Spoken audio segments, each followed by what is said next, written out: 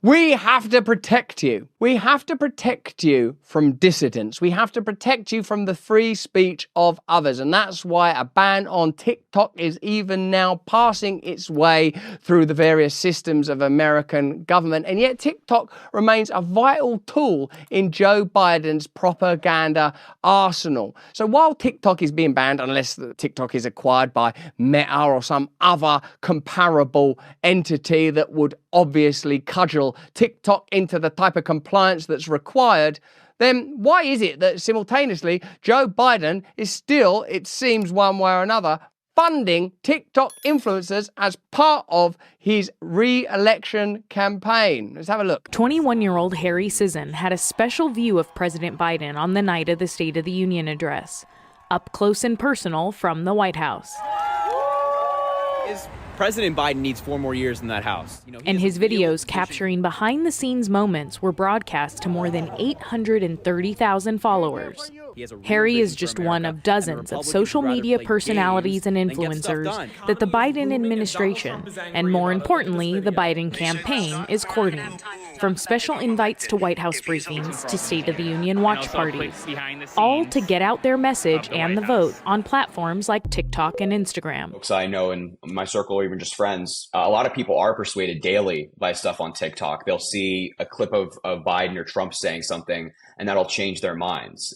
The Biden campaign told NewsHour that they aren't currently paying influencers for their content. Recent polling shows Biden is struggling with young voters, a key part of the Democratic base. His approval with voters under 30 sitting at 30%.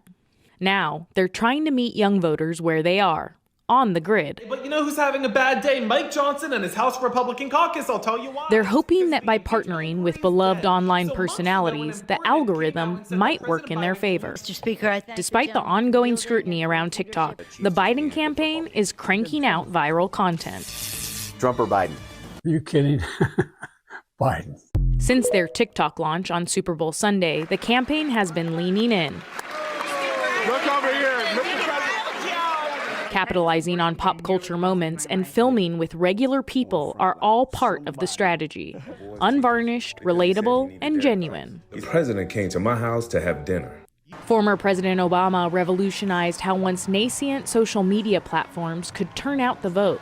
Now there are communications agencies dedicated to partnering campaigns and politicians with influencers as an integral part of their digital strategy. Only the November result will reveal whether the investment in influencers translates to votes. This is a brilliant story because it's another opportunity for us to examine the cartilage that now exists between the state and the media, how it's possible to crush dissent and amplify powerful messaging. Like you, I was really struck by those young TikTok influencers kind of innocently conveying propaganda enthusiastically. Mike Gates is doing this. Joe Biden's fantastic. He came round my house for dinner. He's just a regular guy. Corn Pop was a son of a bitch, there's no question about it. And Corn Pop was a bad dude. So what we are finding now is that the Biden administration is in a peculiar situation of requiring the TikTok ban to be enacted, but knowing that between now and the election, they're going to have to utilize TikTok. Make no mistake about it, these kind of online independent media spaces are the difference between, I believe, along with primarily your spirit, your resolve, and your willingness to oppose, the difference between an unignorable, unavoidable, inexorable tyranny and the potential for freedom. They recognize that these spaces and these kind of conversations are leading to genuine opposition and genuine disruption. Let's just take the example of the WHO treaty. The current WHO treaty is having to be continually amended so that it can be effective and passed, even though many of us now know that the whole thing is a coup. And the WHO treaty is designed in particular and specifically to address the problems that they recognized during the pandemic. Oh no, during the pandemic, Joe Rogan was a bloody pain in the arse. He was able to bring on Robert Malone and a variety of people and dissidents and talk about health and wellness and other fascist right-wing stuff. We have to make sure that the next incarnation of the WHO treaty ensures that we will have the power to censor and control, impose global measures, and vaguely clearly describe what type of emergency we will be able to utilize to shut down people's freedoms. TikTok is one of those spaces where reporting on a variety of subjects, war, pandemics, climate change, farmers' protests, is not controlled in the manner that the state requires. Let's have a look at this in a little more detail and look at the hypocrisy and paradox around TikTok regulation and legislation. As Congress and the national security state continue their quest to ban the TikTok social media platform, President Joe Biden has been courting TikTok influencers to help him shore up youth support for his re-election. Youth support that you might imagine is in decline because a lot of people are not down with Genocide Joe's ongoing wars. While the administration has been publicly casting TikTok as a grave threat to American security, the White House has quietly hosted a number of influencers to pitch them on pro-Biden content. In recent months, some of the biggest TikTok users with accounts boasting millions of followers have visited the White House, visitor logs reveal. So it's not like TikTok is bad, it's that some TikTok is bad. The TikTok that we're not in control of is bad. Like free speech. Not all free speech is bad. Free speech that opposes our agenda is bad. Each of these TikToker meetings was coordinated by White House Deputy Director of Partnerships, Morgan McNaughton, who herself has a background with the company. She was hired last year from Palette, a social media talent management company that specializes in TikTok personalities. So Palette has become one of those pieces of cartilage that is utilized to convey propaganda. Do you have trouble sleeping or staying asleep? Perhaps because you're a busy parent or you work incredibly hard. I have to sleep well every night. I can't muck about because I have to look after my family, I have to do my job well. Now, Dream is a luxurious drink blend filled with the highest quality sleep-promoting ingredients. It will help you to fall asleep and stay asleep. This is my favourite one, peanut butter, but there are other flavours as well. Here they are. Now, you can incorporate this easily into your nighttime routine like I have done. It helps me wake up refreshed, not at all groggy like other sleep-promoting agents might. If you get a subscription, it saves you 20% every single month, not to mention you get a little free frother look. One scoop of Beam Dream is clinically shown to help you fall asleep faster, sleep through the night, and wake up fully refreshed. Visit shopbeam.com/RussellBrand. Use the code BRAND to get my exclusive discount of up to 35% off. And also, they'll know that you use this code. It'll make this advert look like a real triumph. While there, McNaughton helped found the political group TikTok for Biden. That name's a bit shit. Why don't we call it Gen Z for Change? That's what they've renamed it. Many of the TikTok users who visited the White House are themselves represented by Palette. But you can't use taxpayer money to fund TikTok influencers, can you? Well, not if you do it overtly. Palette received $200,000 in 2022 from the DNC for paid media.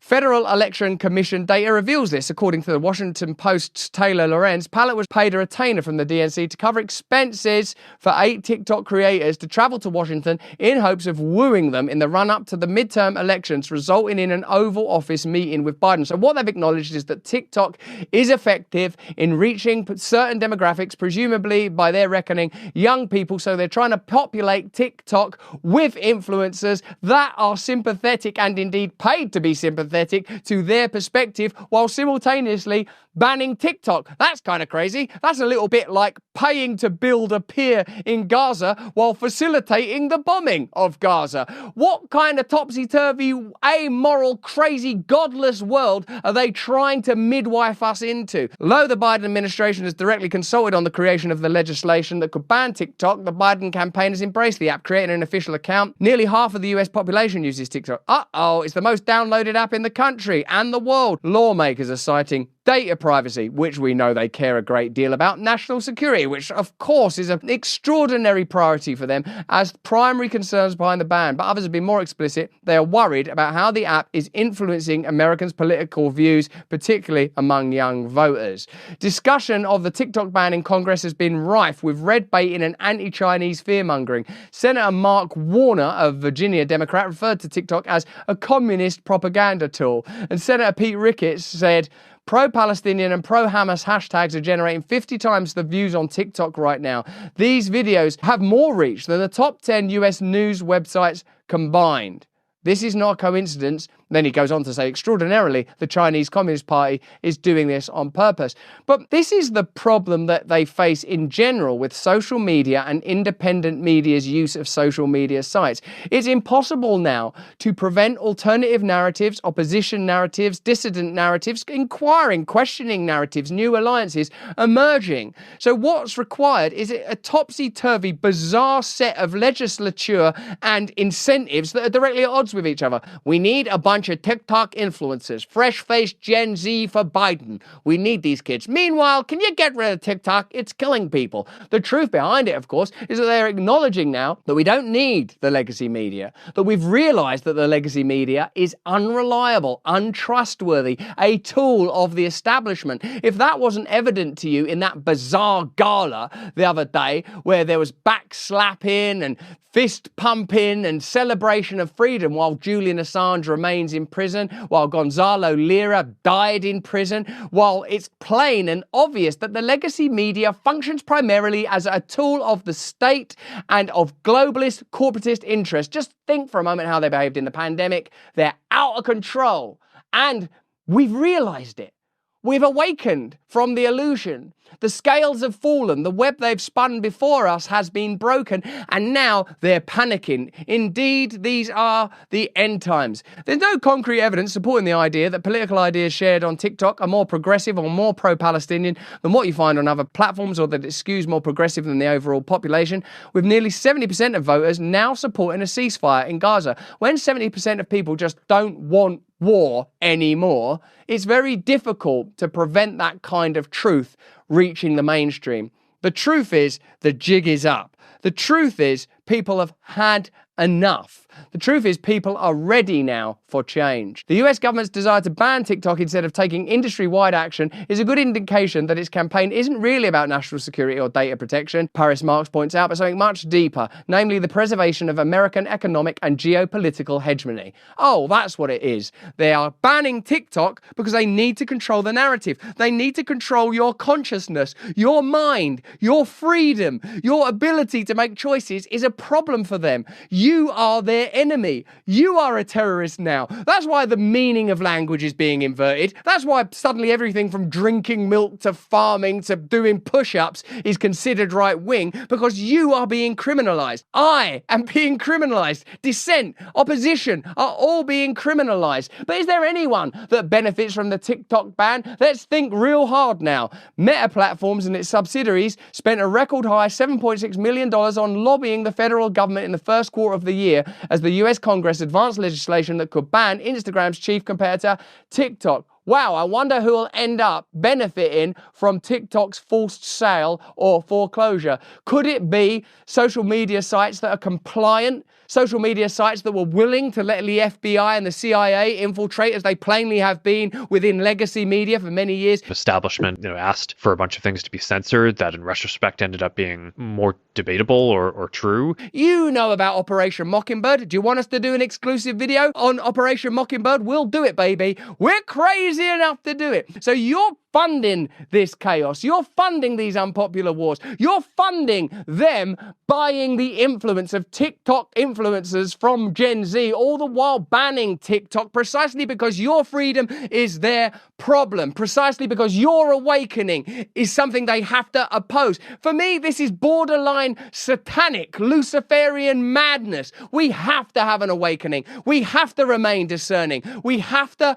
be able to communicate freely wherever that is possible. So look at what platforms you're using to watch our content. But that's just what I think. Why don't you let me know what you think in the chat, you beautiful individuals. Hey, thanks for watching. If you want to see more uncensored content where free speech can flourish, join our live stream. Click the link right here to watch the next video if you want to, or become a member of a growing movement. Download the Rumble app and you'll be informed every time we make a new piece of content. Stay free.